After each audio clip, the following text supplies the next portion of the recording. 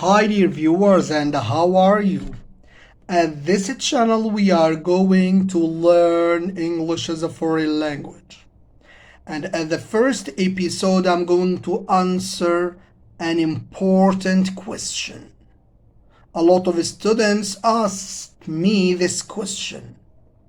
Oh, I don't know how to speak English. How can I start learning English as a foreign language? Okay, which one I'm going to start? I'm going to start with writing.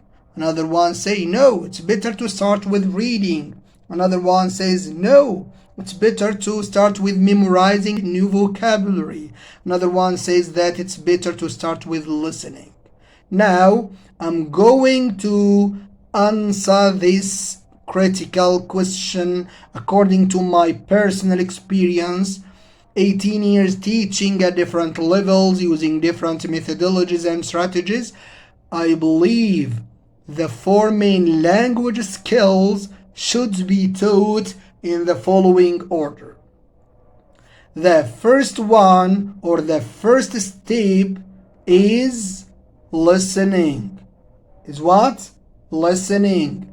The very first thing you did when you were a baby to learn your native language was just listening to what everybody says. All of the time, you listen to the people around you. You listen to your family, your father and mother, your sister and brother. Although you have to practice and practice and practice to develop your listening skills. It's not enough to have a class with your teacher. You must try to watch movies or listen to native speakers. But please be aware that the material choose is appropriate to your level.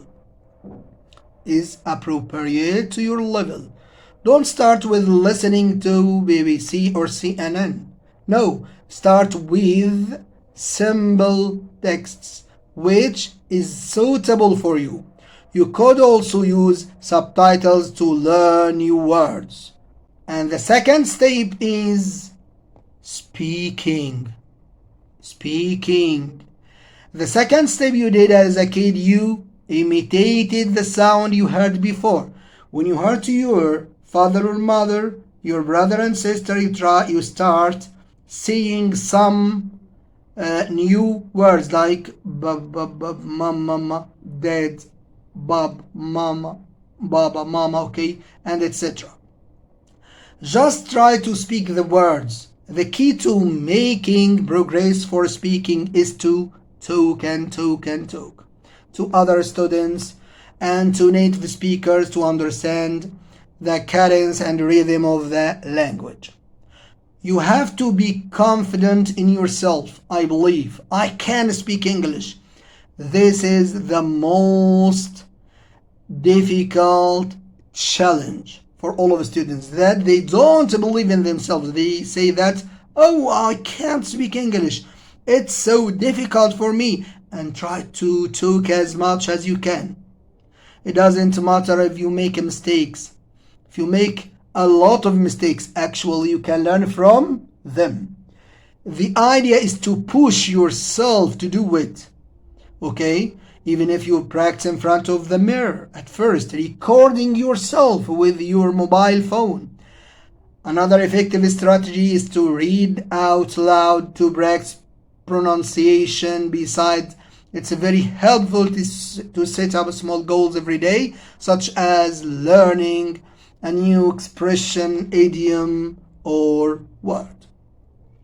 Step number 3 is reading. The third thing you did at school, you repeated the vowels and letters. Just follow the letters to make sense.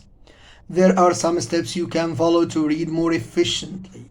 First of all, you have to start reading from the title to know what is the reading about. What is the suitable title for this text? For example, it's about sport, about the handicapped, about human values, about festivals. Then scan the text. Reading strategies, which means to do a fast reading, to have the main idea, to have a general idea about the content. A silent reading, it's also recommended to internalize the pronunciation of every word following the pauses according to punctuation. However, at this point you should take notes about the words you don't understand to find them in the dictionary. Finally, writing. The fourth step we did to learn at school. Finally, we wrote the words. Just combine everything you have learned and write. However, before writing, you have to think about the possible topics to organize your ideas. This skill is in the last spot, not because it's less critical. It's less important. Indeed, it's a challenge to learn how to write correctly. The first aspect you should consider is to remember the three main parts of the text: introduction, body, and conclusion, as well as reviewing punctuation, which is going to help you with cohesion, how to use punctuation in your text. In conclusion, the learning process is different for all students. You should also revise what your learning style, such as visual learner, auditory learner, or tactile learner. You learn better by seeing things or listening to things or moving.